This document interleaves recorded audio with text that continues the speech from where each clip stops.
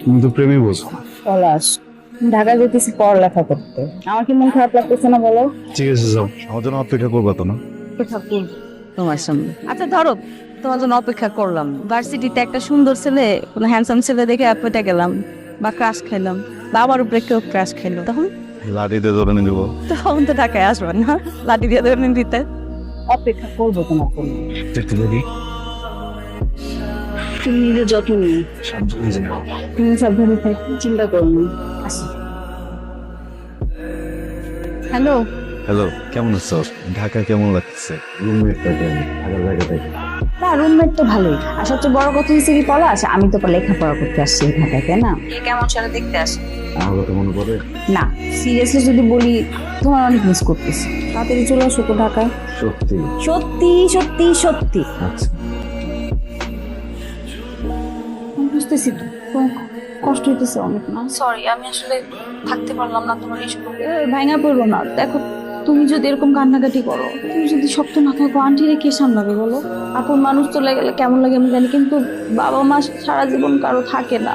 শক্ত হওয়ার আর কিছু নাই, আমার সব শেষ হয়ে গেছে। কি বলতেছো তুমি এগুলা? সব শেষ হয়ে গেল মানে? আঙ্কেলের রেখে যাওয়া যে দোকান, এখানে তো বসতে হবে, তোমার সময় দিতে হবে।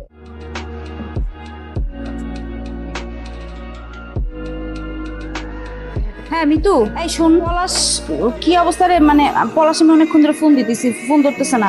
ভাইয়া, হ্যাঁ, তুমি কি ব্যস্ত? একটু ভিতরে জানো। তোমার ফোন কি হচ্ছে? বলো না, মানে কপাল যখন খারাপ থাকে তখন সব দিক থেকে খারাপ থাকে। এক কাস্টমারের হাতের সাথে বাড়ি লেগে ফোন করে পাইয়ে গেছে। কি অবস্থা? কথাটা তো হয়েছে? ওই আমাকে পাঠাইছে। এগুলো বাড়িছে। তোমার মোবাইলটা ভাঙলো কিভাবে বলতো? আরে আর বইলো না। বুঝতে পারছি। আচ্ছা শোনো, আমি কিন্তু সামনের সপ্তাহে বাড়ি আসতেছি। সত্যি? সত্যি। সময় দিব না আমাকে? আমি আগে আসি রে বাবা।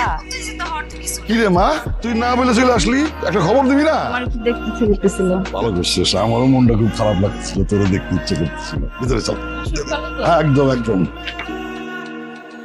মানুষের জীবন যে কখন কিন্তু চেঞ্জ হয়ে যায় কেউ বলতে পারে না। তুমি ঢাকায় আসলে না, তোমার পড়াশোনাটাও করবে। হয় নাই হবে, ঢাকা যাবো। তুমি এখন ঢাকায় যাই কি করবে বলো? পড়ালেখা, তোমার সাথে থাকবো একই শহরে। তোমার ছাড়া খুব কষ্ট হয়। তোমার কোথাও যাওয়া উচিত না। আর এখন ঢাকায় এসে আসলে কিছু হবে না, অনেক দেরি হয়ে গেছে। মন দিয়া ব্যবসা বাণিজ্যটা করো, এটা কাজে দিবে। আসসালামু আলাইকুম চৌধুরী সাহেব। ওয়ালাইকুম আসসালাম। কথা বলবো, মনে কিছু করবেন না তো?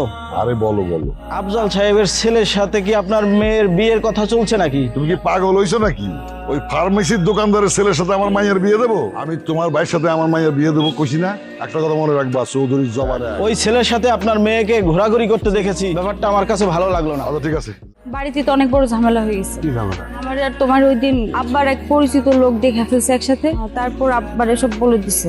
আব্বা আমার বিয়ের জন্য উঠে পড়া লাগছে। কি করলে তুমি? বিয়া ঠিক করছে মানে? দেখো, আমার হাতে যত দূর সম্ভব যা করা দরকার আমি করব, আমি চেষ্টা করব, বাকিটা আমি জানি না। ভালোবাসার মানুষের জন্য না, মানুষ অনেক কিছু করে। আমিও করব। আমি কি বলছি আমি করব না চেষ্টা? আমি যদি কিছু না করতে পারি আমরা ক্ষমা করে দেব। ক্ষমা করে দাও মানে কি? কথা কো। একদিনের সম্পর্ক আমার তোমার সাথে, যে আমি এক জায়গায় বিয়ে হয়ে যাবার চুপচাপ এনে বসে থাকবো? আমি তো 10 জনকে ভালোবাসছি না যে একজনের বিয়ে হয়ে গেলে আমি 9 জনের নিয়ে থাকুম এই জায়গায়। তো তুমি তোমার বাবার সাথে কথা বলো। আমি বুঝতেছি। তুমি বুঝতেছো না? বুঝতেছো না? তুমি বুঝতেছো না? বিয়ায় এলাকার কে যেন দাওয়াত বাদ না যায়। আসসালামু আলাইকুম আঙ্কেল। ওয়ালাইকুম আসসালাম। আঙ্কেল, আমি মেঘলার সাথে একটু দেখা করতে আসছিলাম। একই কলেজে পড়তাম, একটু কথা ছিল। আমি জানি বাবা, তোমরা একসাথে পড়ে। আমি তোমার বাবার মৃত্যুতে গেছিলাম, কিন্তু ও তো বাড়িতে নাই। তোমরা এই যুগের পোলাপান, তোমাদের ভাবসাবি বোঝা মুশকিল। কখন কোথায় যায় কিচ্ছু বলে। ও ফোন নাম্বার নাই, ফোন দাও।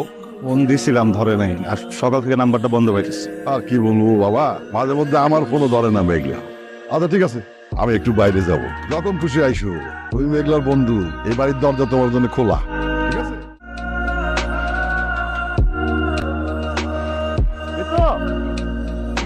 তোমার কালকে দিয়ে খুঁজতেছি। কইছিলা? কই আবার থাকবো? আমার বান্ধবীর বিয়ে, ওর সাথেই ছিলাম। কোন বান্ধবী? কোন বান্ধবী মানে?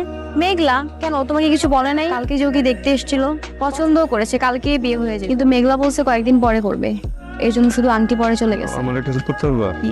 মেঘলা একটু বাসাতে বাইর করে দাও না, আমি একটু কথা বলতাম। তুমি কি পাগল হয়ে গেছো? এটা আমি কখনো করতে পারবো না, প্লিজ ভাই, এটা আমি পারবো না। যদি তোমার আপন ভাইয়ের সাথে হইতো, তুমি ওরা সাহায্য করতে না। এটা কিভাবে সম্ভব বলো? আমি কাউরে বলবো না যে তুমি সাহায্য করছো। আচ্ছা ঠিক আছে, আমি দেখবো। ওয়ালাইকুম আসসালাম ভাই, আপনার সাথে একটু কথা ছিল। জি বলো। আপনার ছোট ভাই পারভেজ, ওনার যে বিয়ে ঠিক করছেন, ওই মেয়েটার চৌরাস্তায় একটা প্রেমিক আছে, এটা কি জানেন আপনি? আজকালকার ছেলেমেয়েরা চোখ ফুটলেই তো প্রেম করে, এটাই তো ওই স্বাভাবিক। ছেলেটা আমি। ভাই দেখো, এখানে দুইটা ফ্যামিলির ব্যাপার, এখানে মান ইজ্জত সম্মান জড়িত আছে। আর একটা ভালো মেয়ের যখন বিয়ে ঠিক হয়, তখন তোমার মতো এরকম হাজারো ছেলে আমদামি হয়। তো আমরা চাইতেছি না তুমি এর মধ্যে ঢোকো। আর যদি ঢুকেই পড়ো, তাহলে এটা যে কি হইবে তুমি নিতে পারবো না ভাই। আপনারা চাইলে একটা ভালো মেয়ে আইনা তার বিয়ে দিতে পারবেন, কিন্তু আমি ওরে ছাড়া থাকতে পারবো না। তোর বাবাকে আমি অনেক সম্মান করি, সম্মানের কারণে তোর চেকবাটা আমি কাটলাম না। তুমি তো চাইলে বিয়েটা ভাঙতে পারতা। পলাশ, আমি তোমার সাথে প্রেম করছি, আমাদের মধ্যে তো এরকম কোনো কথা হয় নাই যে আমার অন্য কোথাও বিয়ে ঠিক হলে সেটা ভেঙে দিতে হবে। ছিল এরকম কোনো কথা? বাড়িতে আইসা এই কথাগুলো বলো নাই কেন? সব সময় সবকিছু মুখে বলে দিতে হবে? এমন কেন তুমি? এরকমই আমি। শোনো, আমি তোমার আজকে যেটা বলতে আসছি সেটা হলো, আজকের পর থেকে তোমার সাথে আমি আর যোগাযোগ করবো না, তুমিও করো না। আমি কেন একটা ইন্টার পাস ছেলের কাছে বিয়ে বসবো বলো? তোমার বউ একজন গ্রাজুয়েট আর তুমি ইন্টার পাস। আত্মসম্মান বোধ আছে তোমার? আছে ওই যে তোমার আব্বার রাইখা যাওয়া ছোট একটা ওষুধের দোকান, যেটা দিয়ে তোমার সারা জীবন চলতে হবে। তো শেষ কথাটা কর। শেষ কথা হলো, আমি তোমার ভালোবাসি না, তোমার সাথে আমি আর কোনোদিন কোনো যোগাযোগ রাখবো না, তুমিও রাখবা না। ওই ছেলে কি চায়? ও তোরে খুঁজতে খুঁজতে বাড়ি পর্যন্ত চলে আইছে। আব্বা, আমি পলাশকে ভালোবাসি। দোকানদার ফকিন্নির পোলারে তুই ভালোবাসস? একটা টোকাইবে। আমি যেই পোলার লগে তোর বিয়ে ঠিক করবো, সেই পোলারেই তুই বিয়ে করবি। এই কথা যদি নষ্ট হয়, আমি পলাশে আংটিং পুরি করে মেরে ফেলবো। যেখানে বিয়ে ঠিক করবো সেখানে তুই বিয়ে উঠবি। তোমার কি কোনো লজ্জা নাই? তোমারে সেদিন আমি এত স্পষ্ট করে সহজ ভাবে বলে দিলাম যে আমি তোমার পছন্দ করি না, আমার সাথে যোগাযোগ করো না, তারপরও কেন ডাকছো? কেন আসছো? ডাকছি কারণ ভালোবাসি। লজ্জা করে না, কারণ ভালোবাসি। আরো 100 বারও যদি না করো, তারপরে বেহার মতো বারবার সামনে আসবো, কারণ ভালোবাসি, অনেক ভালোবাসি। আমিও ভালোবাসতাম, কিন্তু তুমি সেটা মেনটেন করতে পারো না। কেমনি করবো কও? আমার বাবাটা তো মারা গেছে, আম্মারে দেখতে হইছে, ব্যবসা দেখতে হইছে। এমন তো না যে আমি কোথাও বসে বসে হাওয়া খাইতেছিলাম, সময় পার করে ফেলাইছি। আমি তো তোমার এইটাই বোঝানোর চেষ্টা করতেছি যে তোমার একাই সবকিছু কেন করতে হবে। আর তোমার বাবা মারা গেছে, এটা আমার আব্বারে কি বুঝাবে বলো? তোমার মায়ের যত্ন নাও, মায়ের সাথে থাকো, তার টেক কেয়ার করো। বিয়ে করবো তো করো, যেমন চাই করো, আর কোনোদিন তোমার আটকাবো না। খালি শেষবারের মধ্যে একটা জিনিস চাই, আমি তোমার বিয়ের দিন আমি নদীর পাড়ে অপেক্ষা করব। ওইখানে আইসা খালি বইলা যাও যে তুমি আমাকে ভালোবাসো। আমি আসবো না। বিষয়টা বাড়ার আগে এইখানেই শেষ করতে হইব। মানুষজন সব জানাজানি হয়ে গেছে, আমার মান সম্মান সব শেষ। আব্বা, তোমার ফাইনান্সিয়ালি আব্বা, তুমি যেখানে বিয়ে ঠিক করবো আমি সেখানেই রাজি, কিন্তু আব্বা পড়াশোনার কোনো ক্ষতি করবো না। সত্যি কইতাছস? আমি যেখানে বিয়ে দেবো সেখানেই রাজি। রাজি। একদম তাল বাহানা করবি না, যদি করস পলাশটা আমি একদম গুলি করে মেরা।